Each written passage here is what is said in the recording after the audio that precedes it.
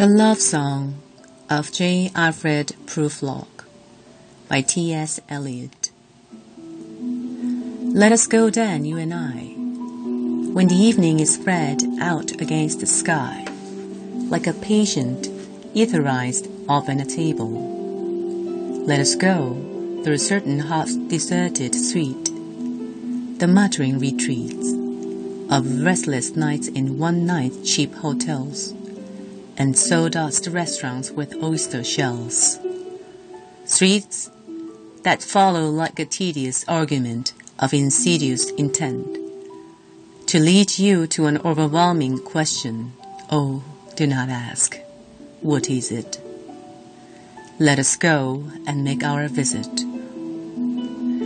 In the room the women come and go, talking of Michelangelo.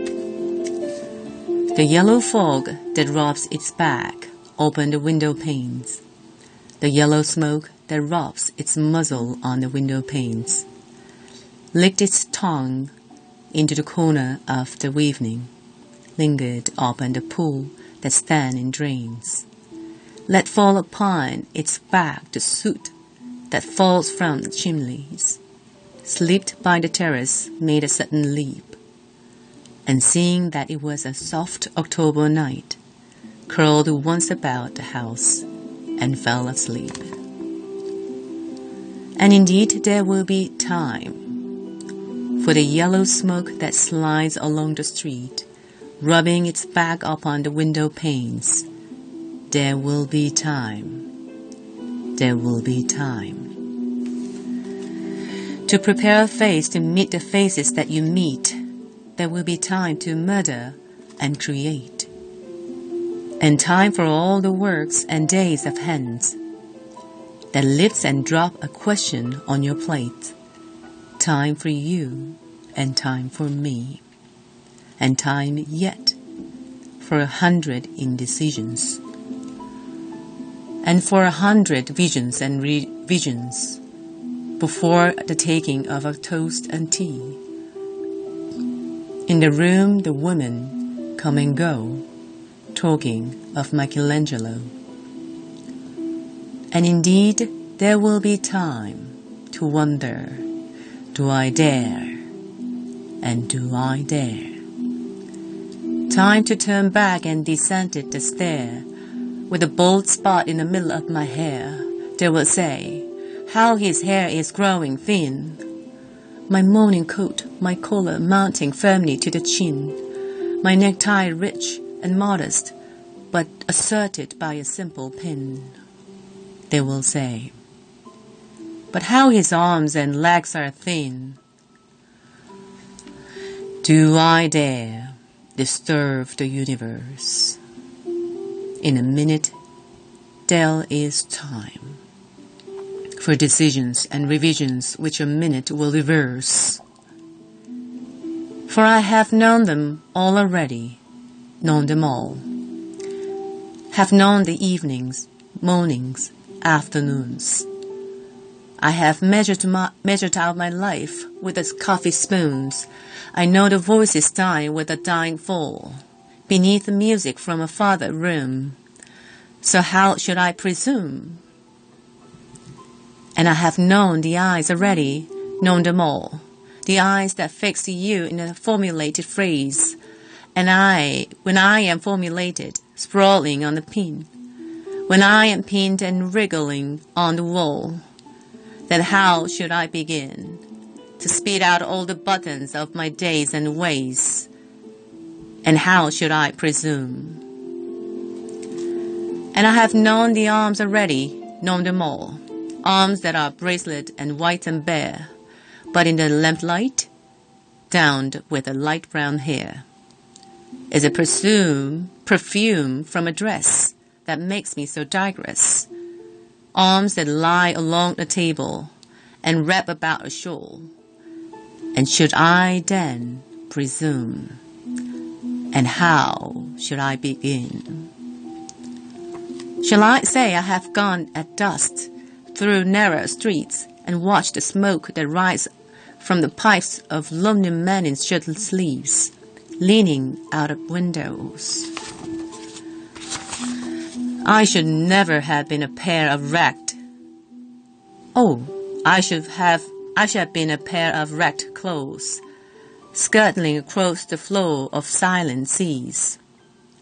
At the afternoon, the evening sleeps so peacefully, smoothed by long fingers, asleep, tired, or in meningitis. Stretched on the floor, here beside you and me, should I, after tea and cake and ices, have the strength to force the moment of its crisis? But though I have wept and fasted, wept and prayed, though I have seen my head, grown slightly bold, brought in open a platter, I am no prophet, and here's no great matter. I have seen the moment of my greatness flicker, and I have seen the eternal footman holding my coat and sneaker. And in short, I was afraid. And would it have been worth it after all? After the teacups, the marmalades, the tea, among the porcelain, among the some talk of you and me, would it have been worthwhile to have bitten off a matter with a smile, to have squeezed the universe into a bowl, to roll it towards some overwhelming question, to say, I am Lazarus, come from the dead, come back to tell you all, I shall tell you all, if one, settling a pillow by your head, should say, that is not what I meant at all. That is not it at all. And would it have been worth it, after all? Would it have been worthwhile? After the sunsets, and the dooryards, and the sprinkled streets, after the novels, after the teacups, after the skirts that trail along the floor, and this, and so much more. It is impossible to say just what I mean, but as if a magic lantern threw the nerves in a pattern on screen. Would it have been worthwhile if one settling a pillow or throwing off a shawl and turning towards a window should say, that is not it at all. That is not what I meant at all. No, I'm not Prince Hamlet, nor was meant to be.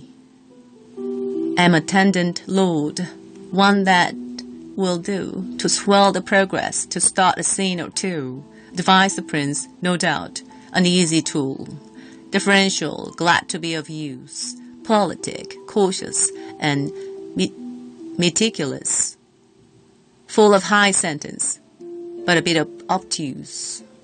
At times, indeed, almost ridiculous, almost, at times, the fool. I grow old. I grow old. I shall wear the bottoms of my trousers rolled. Should I part my hair behind? Do I dare to eat a peach? I shall wear white flannel trousers and walk upon the beach. I have heard the mermaids singing each to each. I do not think that they will sing to me. I have seen them riding seaward on the waves, combing the white hair of waves blown back. When the wind blows the water white and black, we have lingered in the chamber of the sea, by sea girls with seaweed red and brown, till human voices wake us and we drown.